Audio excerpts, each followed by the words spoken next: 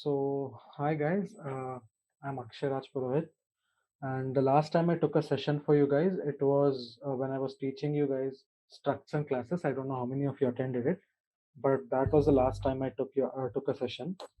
And this week we are going to be learning about two very they're popular and as well as very simple to implement. Two simple and popular sorting algorithms, bubble sort and selection sort. So last week, Mohan, he's also a governor, and he took a session and he taught you guys about linear search and binary search. So yeah,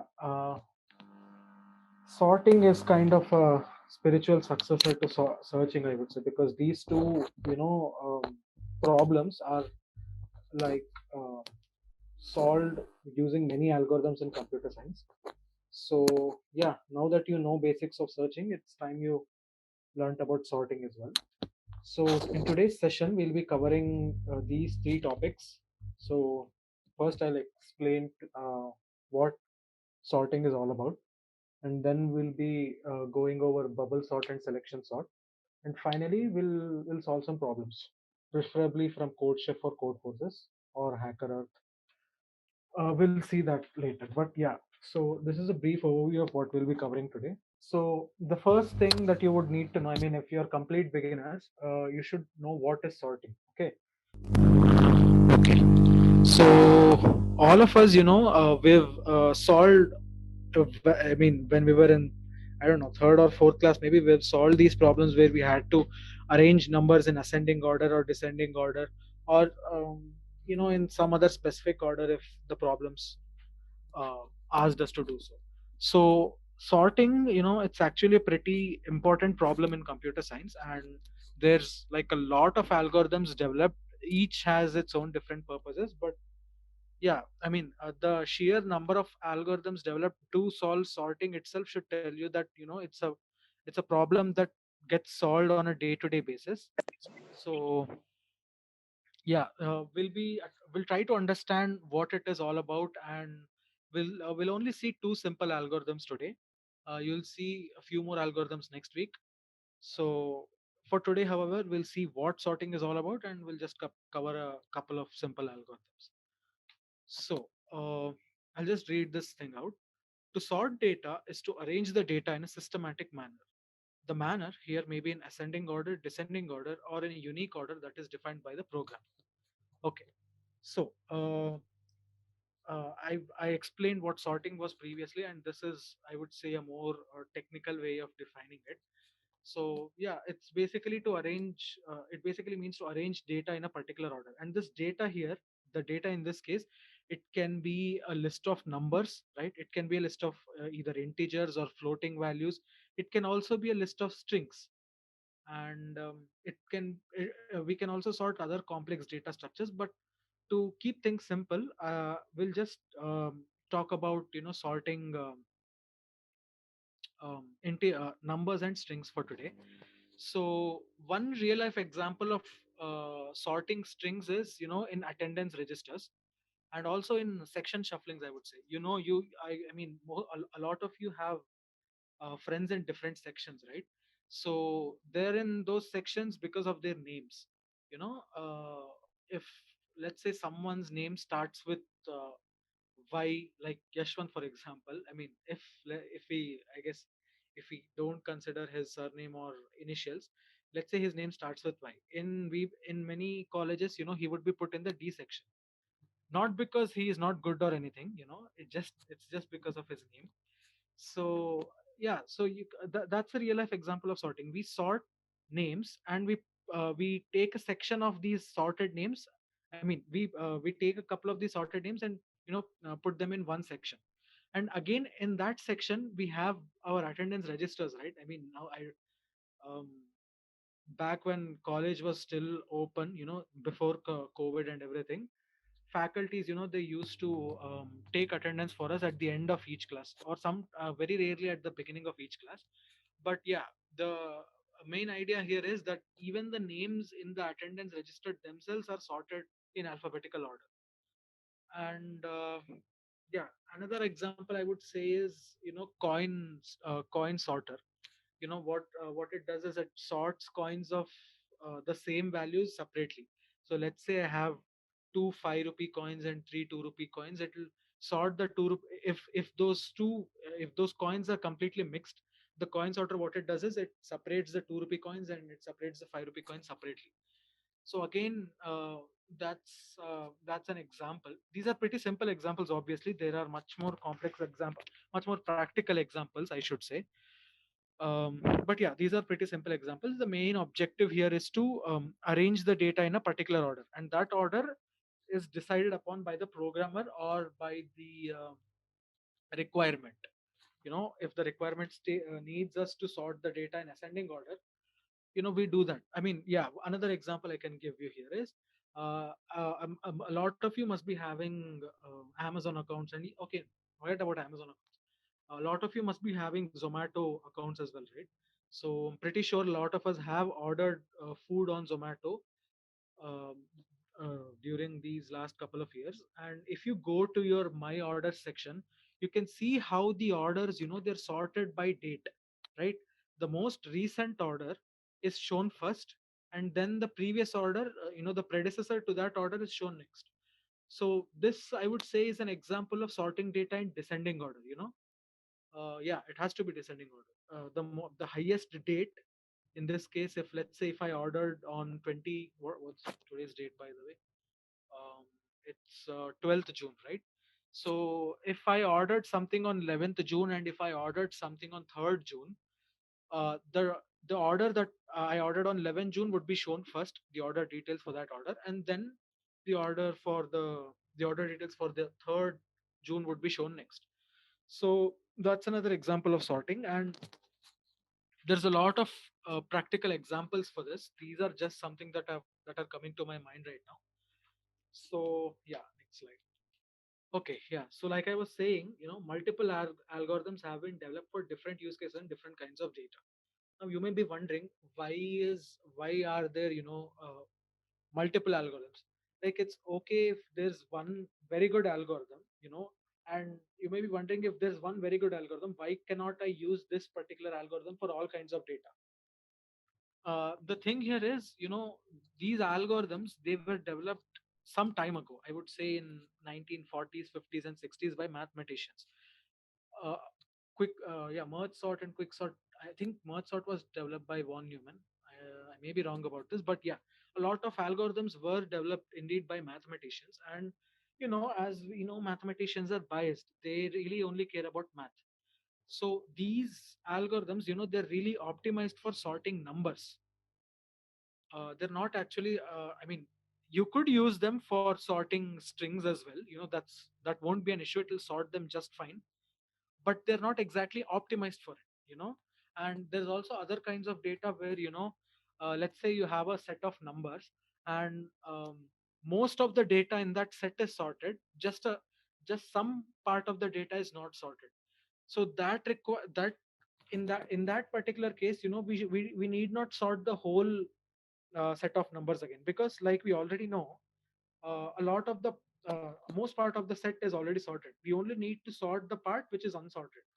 So yeah, so there's a lot of scenarios where we would need to use different algorithms which would be best at doing that particular job. If we wanted to sort uh, different kinds of data, you don't really it's not really efficient to use the same sorting algorithm for everything. There's a reason why there's so many multiple algorithms developed, right? They developed them because they felt like the algorithms that already existed, they were not doing a really good job at what they were doing. So that's why that was the reason why different algorithms were developed for different data, different kinds of data. So for today, at least, we'll be just focusing on the simple bits. We'll just imagine that the only data that exists in the world is numbers and strings. So let's just focus on that. Okay, so bubble sort and selection sort. These are, I would say, the two most intuitive sorting algorithms. When I say intuitive, I mean these sorting algorithms, they actually have physical implementations of them. They when people used to manually sort data by hand, And when I say data, it's not just about numbers and strings. You could also consider data like cards. We have cards where we have to sort the cards using um, I don't know how many of you do know this, but a pack of 52 cards has four different types of four sets, right? We have diamonds, we have hearts, we have clubs, and we have spades. So, and then again, in these different these four types of cards, we have numbers going from 1 to 9, and then we have, sorry, ace to 9, and then we have king, queen, prince as well. Wait, king, queen, prince, yeah, prince, and yeah, I think that's it. So anyway, my point being, people used to sort different types of objects, in this case cards, and also, like I was previously telling, coins as well. And I guess people also used to sort, I don't know, clothes maybe, based on their sizes and stuff. So uh, yeah, what I'm saying is, uh, these particular selection sort especially, has a physical manifestation of itself. People used to physically sort things, right? So when they were doing that particular job, they used to use one of these algorithms, selection sort and bubble sort. So not just these algorithms, I guess they people have developed multiple ways of sorting physical things, but these two, they're really intuitive. I mean, they come naturally to people whenever they want to sort objects. It comes naturally to them. That is what I mean by intuitive intuitiveness of them. So let's go ahead and take a look at what these two algorithms are all about. Yeah, the first thing we'll be covering is bubble sort. So to put it simply, this is what the first point is, what the bubble sort is all about. We repeatedly compare the adjacent okay, consider an array. Okay, wait, I can't explain like this. Give me one minute.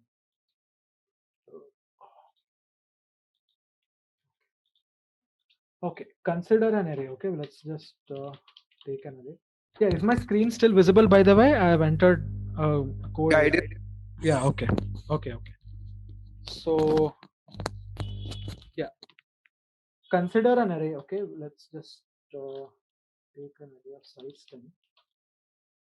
We'll just write it randomly.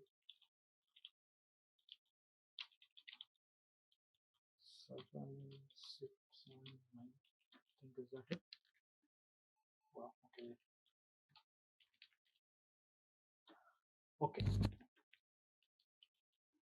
So yeah, consider this array. Okay, integer array of size 10, and these are the elements that I've stored. And then these elements, they'll get stored in this particular order when you initialize them this way. I mean, what I mean to say is, if I go ahead and say cout, which is to say print the fourth element of the array. Okay, wait. The fourth element. Yeah. The four.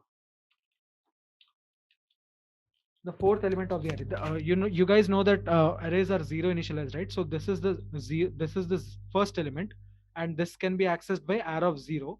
The first element arrow of the second element arrow of 1, third element arrow of 2, and fourth element is arrow of 3. So when what I'm trying to say here is, whenever you initialize an array this way, the elements, they will get stored in this particular order. I mean, in whatever order you have initialized them in. So if I say cout r of 3, this particular element should get printed. Okay. Constant. Okay, never mind. I just have to close this. Yeah.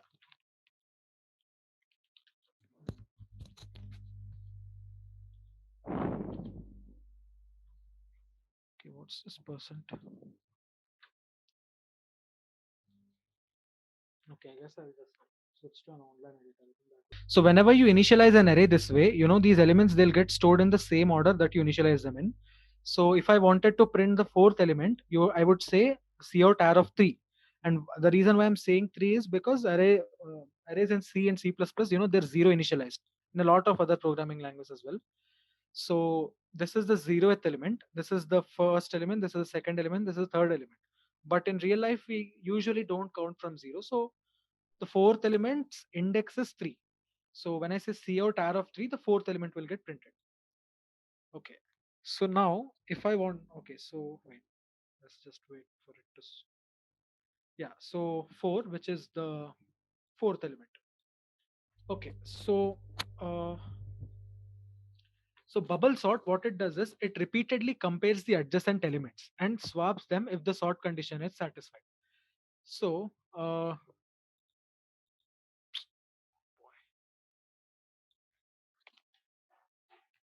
yeah, so in this case what bubble sort would do is it would compare 10 and 8, right? And then if the sort condition, okay, let's say if I want to sort this array in the ascending order, right? So the if I compare these two elements, 8 should be first and 10 should be next. So that is what the bubble sort algorithm does. It always compares two adjacent elements, right? And then it will swap these elements if the condition is satisfied. So let's say I'm comparing 10 and 8, and obviously 8 is lesser than 10. So 8 gets shifted here, and then 10 will be in this place, right? So let me just write that 8.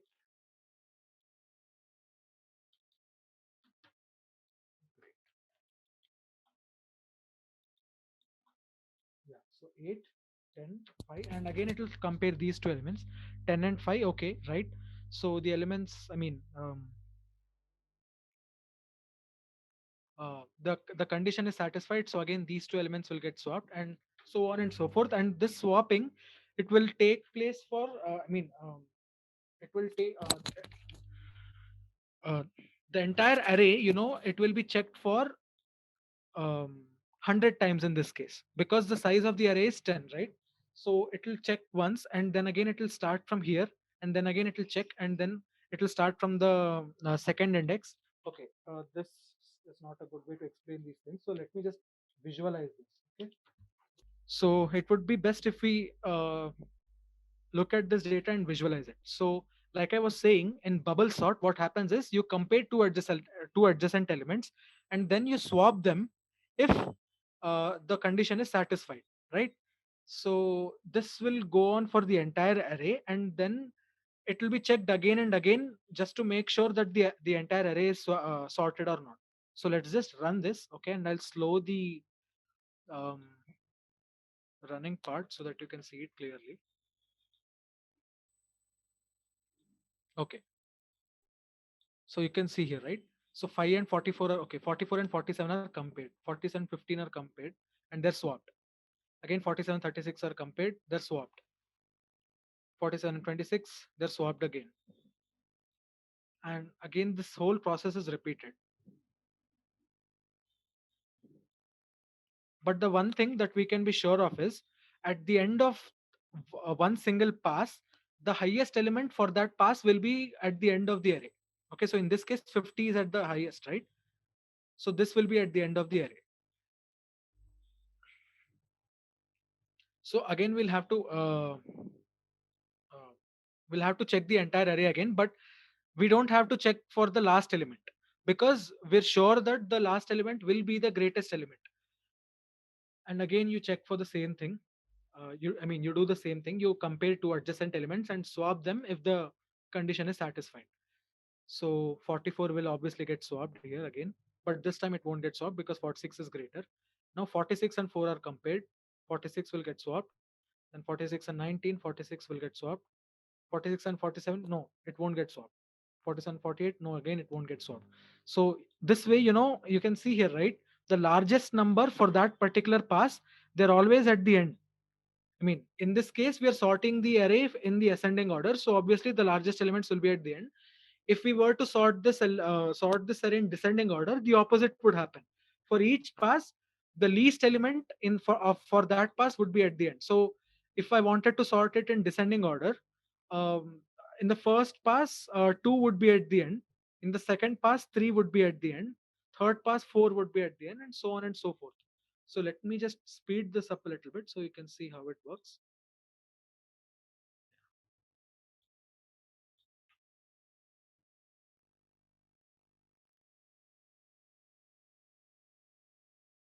So again, 46 is the largest element for that particular pass.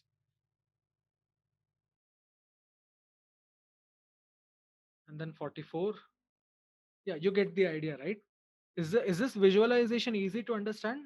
Am I making myself clear? Yes, yes. Okay. What about the other guys? I mean, the other people who are in the Zoom meet. Yes. Okay, it's clear, right? Okay. Yes. So, Yes. I mean, I know that there's a couple of first years who are joining us, so it might be a little confusing for them. So that is the reason why I'm asking you guys to, just if you guys have any doubts, you can either unmute yourself or just text in the chat box. Sai Kiran here, who's with us, he'll just either he'll clarify your doubts. So let's just finish this. Let's just see. Okay.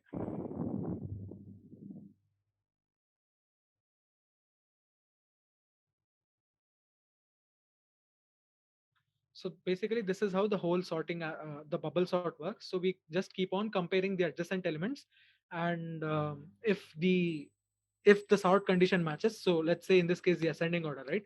So if the second element is smaller than the first element, then we swap it. Otherwise, we don't. So this thing it goes on for multiple times. Okay. So now let's try to implement this bubble sort algorithm. Okay. I've already implemented it here, but I'll just do that from scratch again. Okay. So is my screen still visible, by the way? Yeah. Okay. So the first thing is we have to write these basic statements.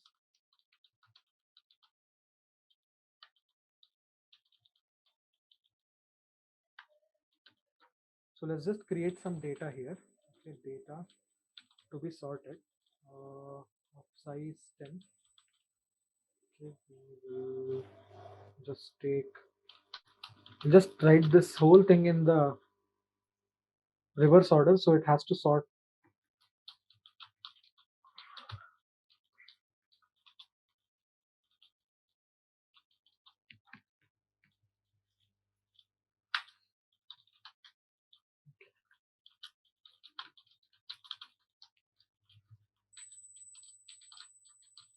So whatever I've written on the screen, is it clear? Yes, bro. Yeah, okay. So now the objective here is to sort the data, right? So let's just write a function that does exactly that. Okay. We want the function to return the sorted data. So what I would do is I would return a pointer to the array. So I would write int star. Okay. We'll write bubble sort. We will accept the array. We will take the array as the input, right? And we will also take the size of the array as the input so that we know what the size is. Okay. So yeah. So let's just go back to the slide once and let's see what it does. So we repeatedly compare the adjacent elements and swap them if the sort condition is satisfied. And even in the visualization, you've seen that it compares the adjacent elements, but for every consecutive array pass, the last element is ignored. Why? Because the last element is guaranteed to be the greatest element for that particular pass, right? In the first case, we saw that.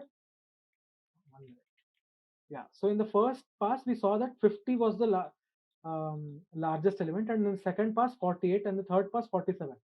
So once we do the first pass, we will not compare this particular element. We will only consider these elements, which is 2 to 48. In the second pass, we will only consider.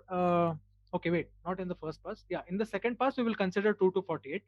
In the third pass, we will consider 2 to 47. And then in the subsequent passes, we will just decrease the part of the array to be sorted. So okay, let's do that. I'll declare two variables, int I and j. Okay, we will need these two variables are basically loop variables. So the first thing we need to do is we need to pass. I mean, we'll need to um, check the entire array, right? So let's do that. For I equal to 0, I less than size. Size here is the size of the data array. Okay, we're passing the size parameter in the main function. We'll do that. Okay, but just for now, know that the size is the size of the data array. Okay, and I plus plus.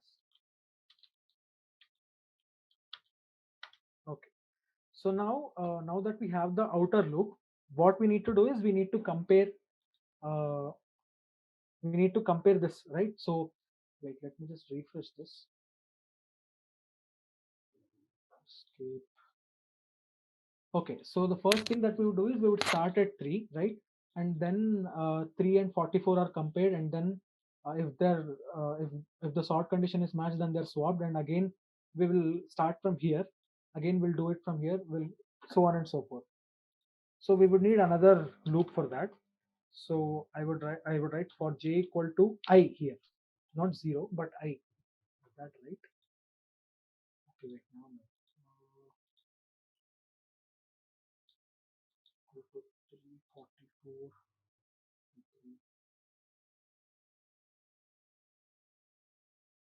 Okay, yeah. Now I remember. So basically, this the outer loop. It is to check the number of passes that we have to do for sorting. In this case, it would be 10 passes, right? So no, not 10 passes. It is the total number of passes will be 10 into 10 mostly. It is 100. So if so that is what the whole purpose of the outer loop. The outer loop controls the pass, I would say. So it has to start from 0, and then again j is less than size minus I, because like I was saying, for the first iteration we will have to go till the end of the array, which is till here. But for the second iteration we'll have to go only till here. So for the first iteration I will be 0, right? So size minus 0 will be size, so we'll go till here. I mean, I've written size minus I here. So I in the first case will be 0. So size minus 0 is size, so we'll go till here. And subsequently I plus plus, so I will become 1. And size minus I is size minus 1. So size minus 1 will only consider till this particular part. We won't go till the last element, but we'll go to the last but one element. So that is why I've written size minus I here, and then j plus plus. Okay. So we want to sort the data in ascending order, right? So if r of, it's okay, not r, data of j is lesser than data of j plus 1 consecutive elements. So I would write j and j plus 1 is, so if j is 0, j plus 1 will be 1. So in this case, j will be 10 and j plus 1 will be 9. So if data of j is less than data of j plus 1, then we need to swap these two. We need to swap these two elements. So how many of you know? I mean, how many of you have done this program in first year? I mean, in the C language. Do you guys remember how you guys swapped the values of two variables using a third element? Do you guys remember that? Yeah. Yeah, you use a temporary variable, right? So basically what you do is you write temp or something, you could also write it t, and then what you do is temp equal to data of j, and then data of j equal to data of j plus 1, and then data of j plus 1 equal to temp. So this is how you guys know, I mean, this is what you guys know when people ask you to swap two particular variables. But C++, it has a particular header called algorithm, and basically in this header it provides us with a swapping function. So I don't have to declare a temporary variable anymore. All I have to do is call the swap function, which is declared in the algorithm header. So what I would do is, let me just comment this out. Okay, so I'm just putting that here just so you guys know what I'm doing. I can simply call the swap function, and then I can just pass these two, data of j and then data of j plus 1. That will take care of it. Okay, so this entire thing, this is the bubble sort algorithm. I mean, that's all that there is to it. It's one of the simplest algorithms out there, so it's it's pretty easy to implement. But however, there is one silly mistake that I've done here. Can anyone point out what it is?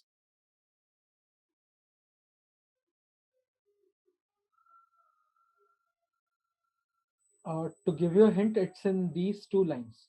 It's just in these two lines.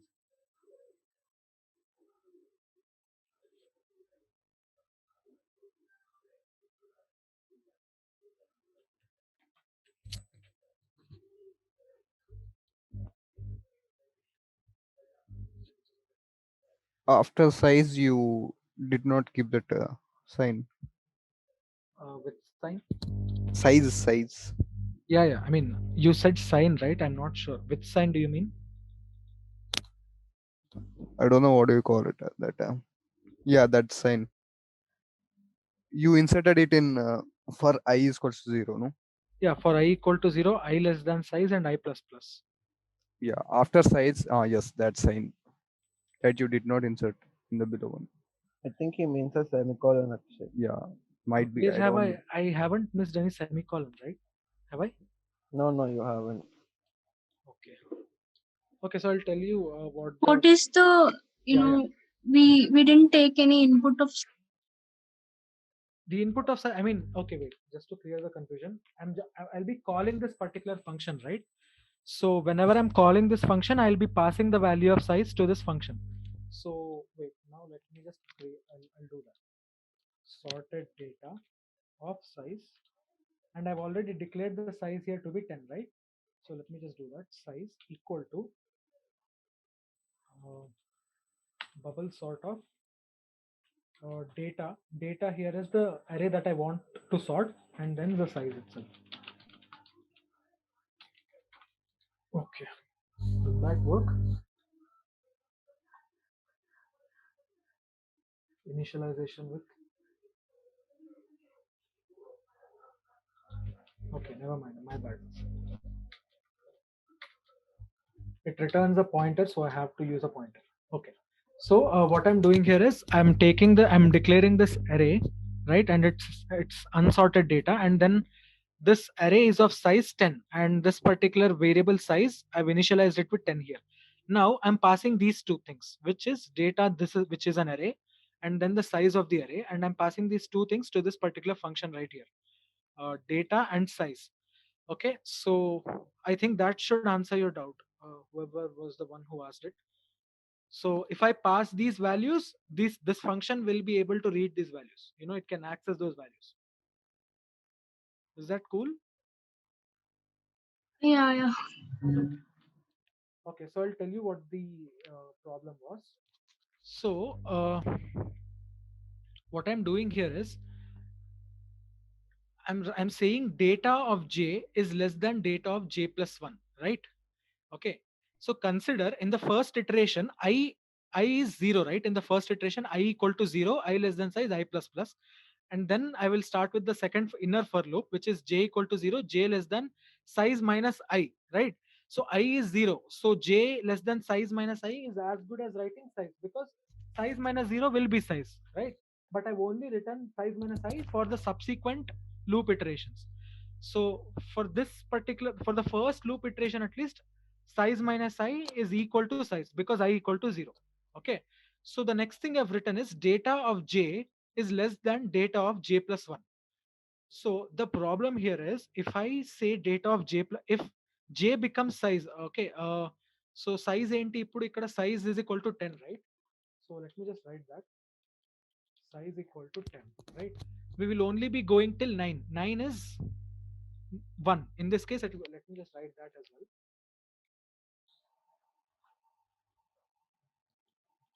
Okay, so we know that this is the index of this element is 0, the index of this element is 1, and if you go on, the index of this element will be 9. Okay, so if data of j is less than data of j plus 1, I've written this thing, if I've written this particular condition, right? So what if j becomes 9? I mean, what if j becomes 9? What does j plus 1 mean then? J plus if j is equal to 9, j plus 1 is 10. But the problem here is there is no 10th, I mean, there is no element which has an index of 10. This particular element has an index of 9, but there is no element which has an index of 10. So that will throw an error. Basically, we are trying to access a part of memory which has not been allocated. uh, in more technical terms we call it illegal memory access. So it means that if we want to access some part of memory, we always have to initialize it first. Okay, so if I wanted, say, an array of 11 elements, then this would work. I mean, if I wanted an array of 11 elements, then this would work for the first iteration. But then again, if j became 11, then there would be no 12th element, right?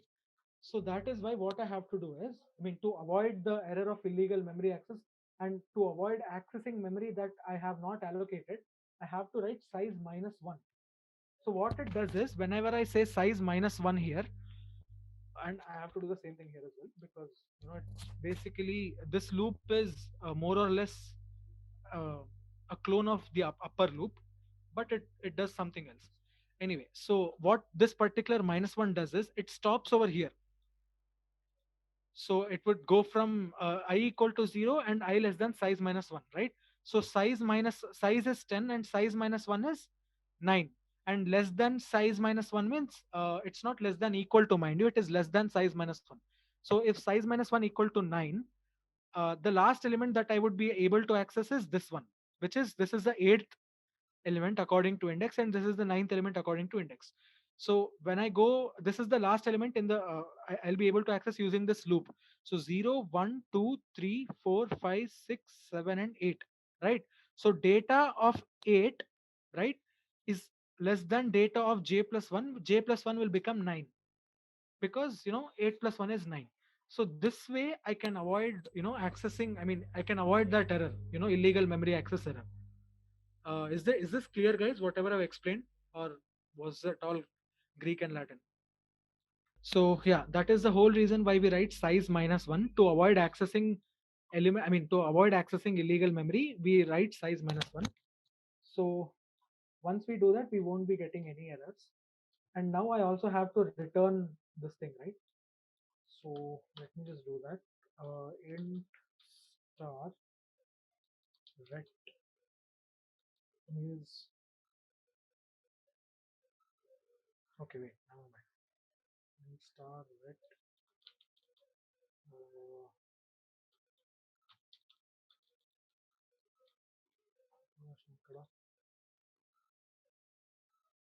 okay, passed a pointer itself. Oh, nice.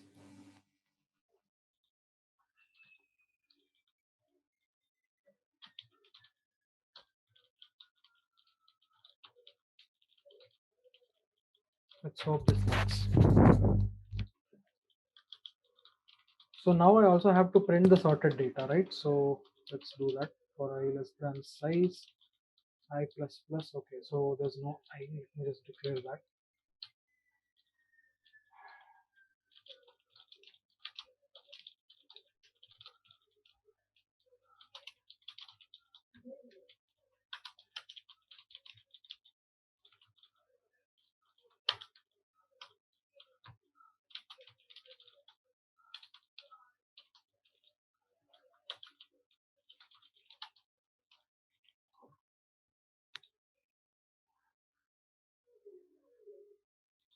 Hmm.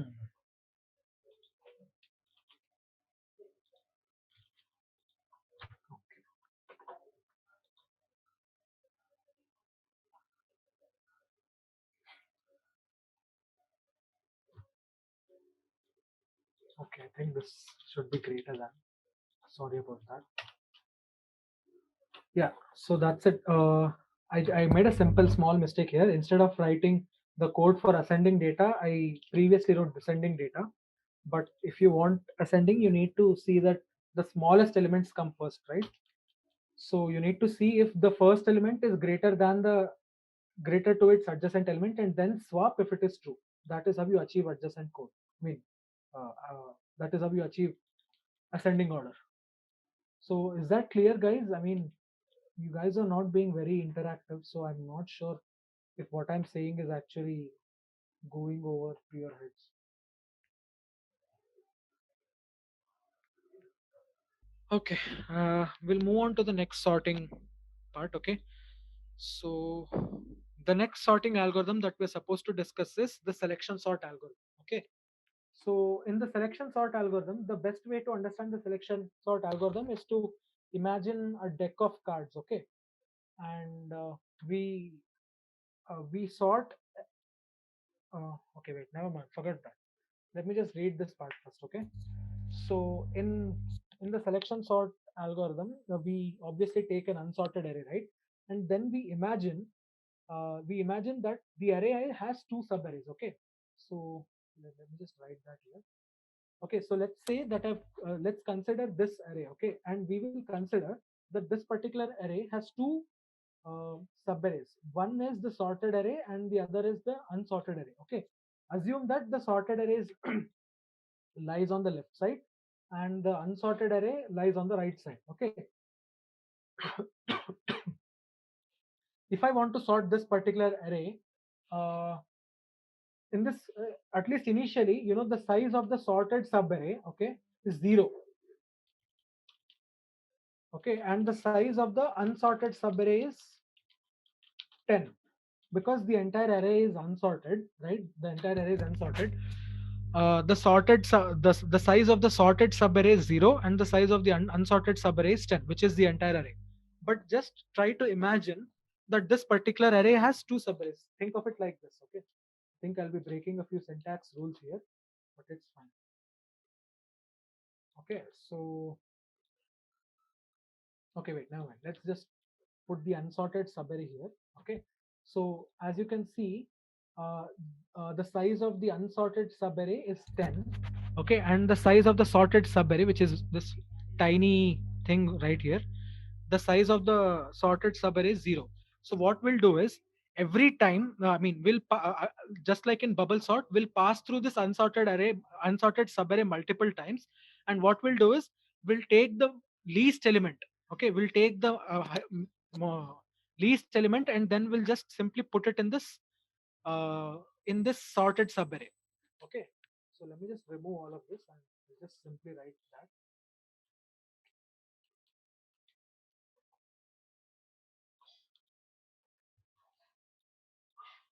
Okay, I think this would be better. Okay, so like I was saying,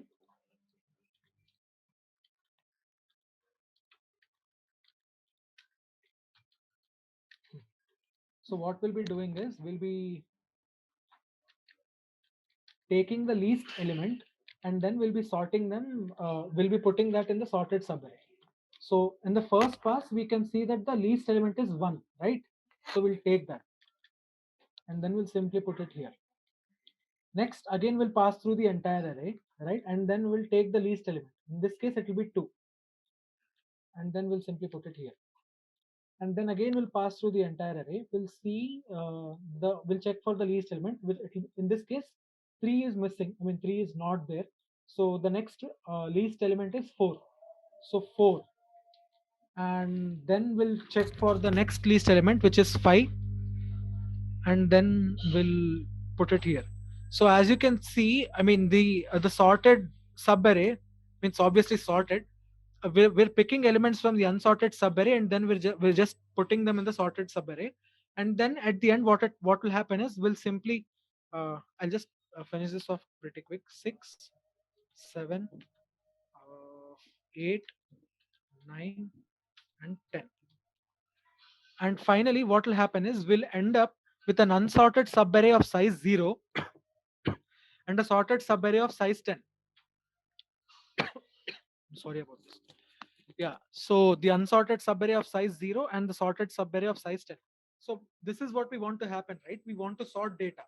So this is another algorithm for sorting data. Previously, we saw the bubble sort algorithm, right? This was the bubble sort algorithm, and now what we're looking at, it is called a selection sort algorithm. Basically, what we do is, we select elements. In this case, we select the smallest elements, and then we put them in the we select the smallest elements from the unsorted subarray, and then we put them in the sorted subarray, and we keep on doing this process until we end up with a unsorted subarray of size 0 and a sorted subarray of size, whatever the initial size is. So let me just read this to you again. So an unsorted array is considered to have two subarrays, and these two subarrays are a sorted subarray and an unsorted subarray. And what we do is we repeatedly check for the smallest element in the unsorted subarray, and then that element is appended to the sorted subarray. So in the end, we end up with a sorted array. That's it. So let me visualize this again. Okay. So it will be easy for you that way. 1 minute. Okay. So I'll just select selection sort. Okay. So go. Okay. So first 3 is picked, right? And 3 is the least element right now. So 5 no, 47 no, 15 no, 36 no again, 26 no again, 27 no again, 2. But 2 obviously it is smaller than 3. So now 2 becomes the minimum element, and then 4, 19, 50, 48. So it's fine. So again, yeah, so 2 and 3 are swapped, and 44, 38.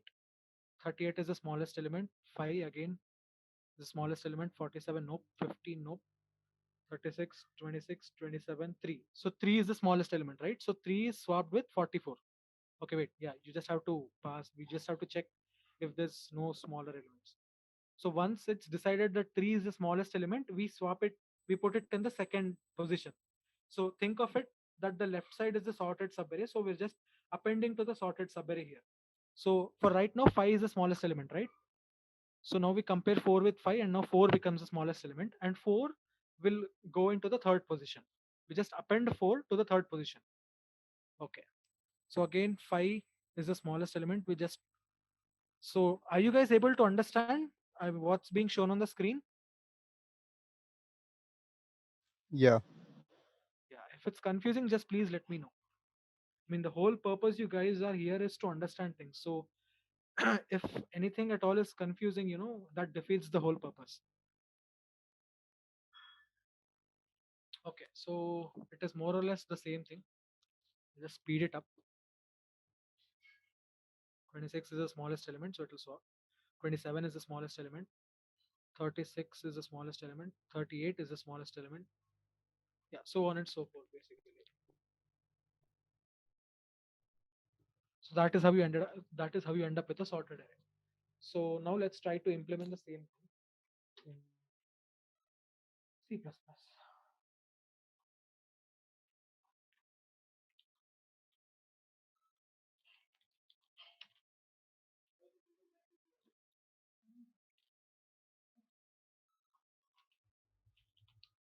Hash include IOStream, hash include algorithm, and the reason why I'm writing algorithm here is to make use of the swap function, because we'll be swapping elements. So using namespace standard int main. Okay, we'll just copy the same data here from here. Or if you guys have any other data in mind, we'll do that.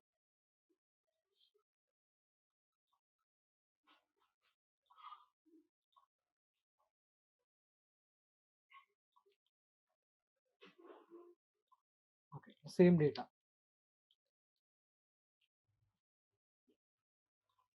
Okay, and then we'll have to create a function that returns an array to a that returns a pointer to an array. We'll call this selection sort. Okay, and we'll need two things for, just like the bubble sort algorithm. We'll need two things. One is the array itself, and then the other thing is the size of the array. Okay, and then so just to make sure that you guys are not confused like last time, I'll just pass these two things right now. Okay, what I need is the sorted data, which will be a pointer, and we'll be passing it to selection sort. And selection sort takes in two parameters. One is the array data, okay, and the other is the size of the array, which in this case is 10, and I've put that in this size variable right here. And then I will print it. So cout sorted data. Once it's been sorted, of course, I mean, if you try to print it now, I think it will definitely throw an error. If it doesn't, it will probably be garbage values. So for I equal to 0, for I less than, give me 1 second, guys.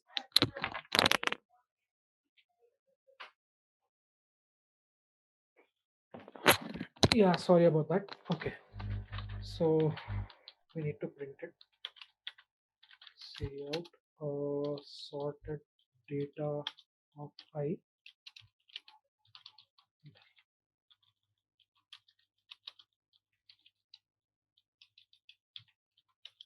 And return 0 because why not? Okay, so let me again, just like old time, let me just go through what selection sort is supposed to be. Okay, so an unsorted array is considered to have two subarrays, right? A sorted subarray and an unsorted subarray. We repeatedly check for the smallest element in the unsorted subarray, and then that element is appended to the sorted subarray. Okay, so I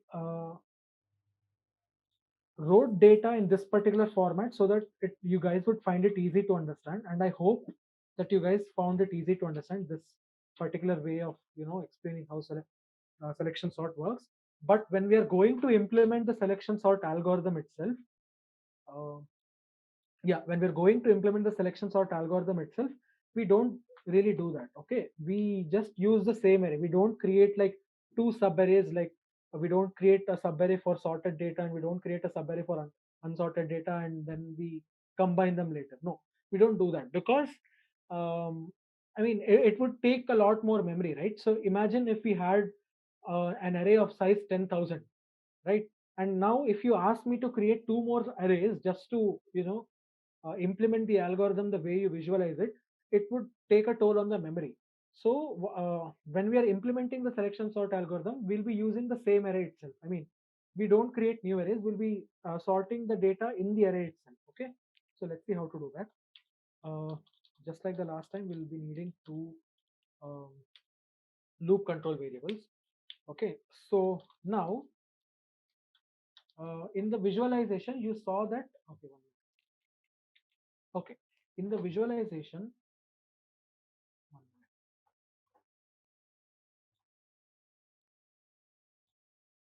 Okay, in the visualization you saw that the first element is considered to be the minimum here, right?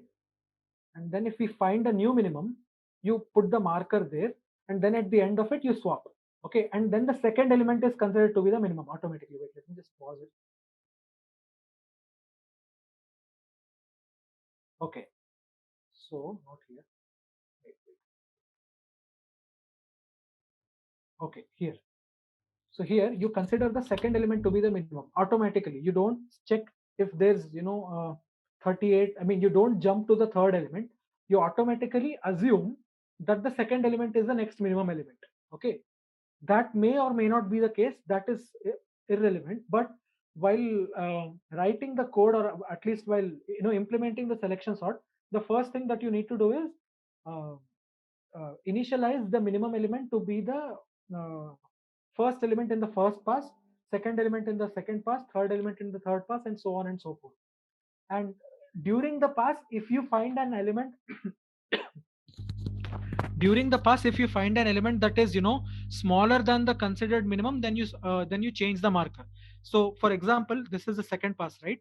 We are considering the second element to be the least element, but once you compare these two elements, you see that 38 is smaller than 44, right? So immediately you consider 38 to be the small, you change the marker from 44 to 38. Again you compare 38 and 5, you change the marker from 38 to 5. Basically that is what will happen. So you change the marker to 38, you change the marker to 5, you keep on comparing 5. Okay, 3 is smaller, and now what you do is you swap 3 with 34. Now you start with the third element in the third pass. Okay, so again you go till the end of the array, you find the smallest element, you swap it with the third, and then in the fourth pass you start with the fourth element. So that is what we need to implement here. Okay, so to do that, I'll use another variable. Okay, and I'm going to call it minimum index. So basically what minimum index does is it stores the it stores the position of the current minimum value. Okay, so it will be easier when I write it. Okay, we'll just call it minimum index for now. Okay, and for I equal to 0, we need to start with 0, right? And then we need to go all the way till size, then I plus plus. Now, like I was saying, for each particular pass, the minimum index will be the value of I. So in the first pass, Okay, wait. Okay. So in the first pass, 3 is the minimum element, right? And in the second pass, 44 will be the minimum element, and so on and so forth. So what I would do is to implement that in code, I would write minimum index is equal to I. So when during the first pass, i's value will be 0, so minimum index will be 0. During the second pass, i's value will be 1, so minimum index value will be 1. So now I would start the the loop with I, because we need to start with, if I is 0, wait, in the first iteration, sorry, in the first iteration you start from 3, but in the second iteration you start from 44, right? So basically j starts with the whatever the current value of I is. So j equal to I. So during the first iteration it will scan for the entire loop, right? I mean, it will scan from here to here. But during the during the second pass, it will start from 44 and then it will go to till 48. During the third pass, it will start from 38 and go till the end. During the fourth pass, sorry, during the fourth pass, it will start at 5 and go till the end. So that is, I mean, to implement that in code, you write j is equal to I. Okay. So again, j less than size, j plus plus. Okay. So now, like I was saying, I'll just write a comment so that you guys understand. Min index is used to store the position of the current minimum. And during each new pass, we consider that the first element in that pass is the minimum. So, but what if you find, an element that is smaller? So in this case, you see, 3, we consider 3 to be the smallest element, right? But during the when we're passing through the array, we found that 2 is the next 2 is smaller than 3, obviously. So what we do is we change the position, we change the value of the minimum index to the position of 2 right here. So yeah, see, 2 becomes right now, and then again it's compared, and then we'll swap 2 with 3. Okay. So what I need to write is, if data of j is smaller than, okay, we don't have to write I, we can write I plus 1, because we don't need to compare the element with the element itself. So if data of j is less than data of minimum index, yeah, if data of minimum index, then what we need to do is we need to update the value of minimum index. We don't swap it right now, okay? We just update the value of minimum index. Minimum index equal to j. Okay, so in this case, let me just go back a little bit. Yeah, in this case, as soon as we found out that 2 is smaller than 3, what we do, the value of minimum index is 3, right? So what, as soon as we found out that 2 is smaller than 3, we simply swap it, right? We simply change the value of minimum index, which is the marker color, which is the marker. So we just simply change it. Okay, so the same thing we're doing in code here. We're simply changing the value of minimum index. So this basically means that we're changing the position of the marker, right? And at the end of this loop iteration, what will happen is we'll know that the minimum index will store the position of the least element for that particular pass. So now we can safely swap it. Swap data of I with data of min index. I think that should do.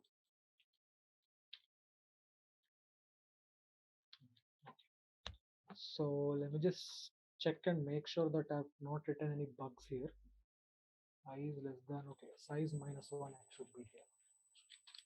Because again, if I write size here and j is also size, I mean, it's basically we won't be accessing any what do you say, illegal memory if I don't write size minus 1, but it will be a wasted loop iteration, because see, if I write I is less than size, right? So I is maximum value will be size minus 1. So okay, wait, never mind, it will access illegal memory because we're writing I plus 1, right? So whenever I becomes size minus 1, which will be the last index of the array, and whenever I write I plus 1, it will be illegal. Will be trying to access illegal memory here, and that will again throw an error. So we need to write size minus 1 as usual. And is that it? Size minus 1 and j less than size. Okay, I think that should work. Just check.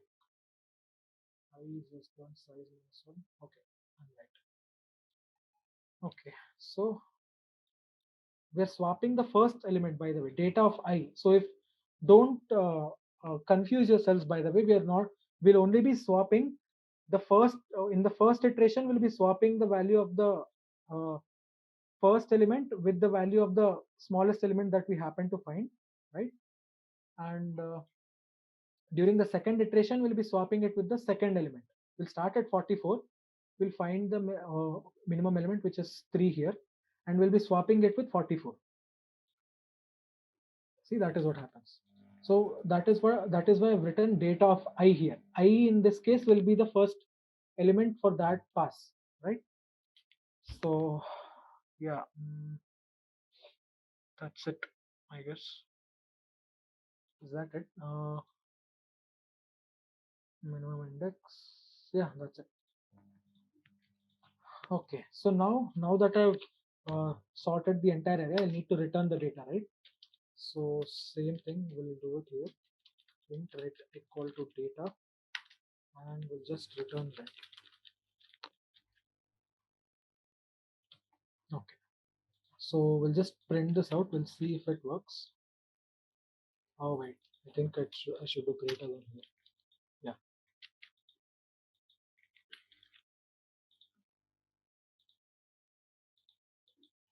It looks like I made a mistake here. I think it should be less than only. Let's find out. Okay, yeah.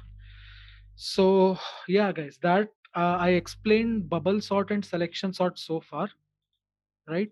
And I think I went a little too fast here and there. So if you guys have any doubts, now would be the time to ask. So thank you, guys. You can leave the meet now once you fill the feedback, of course.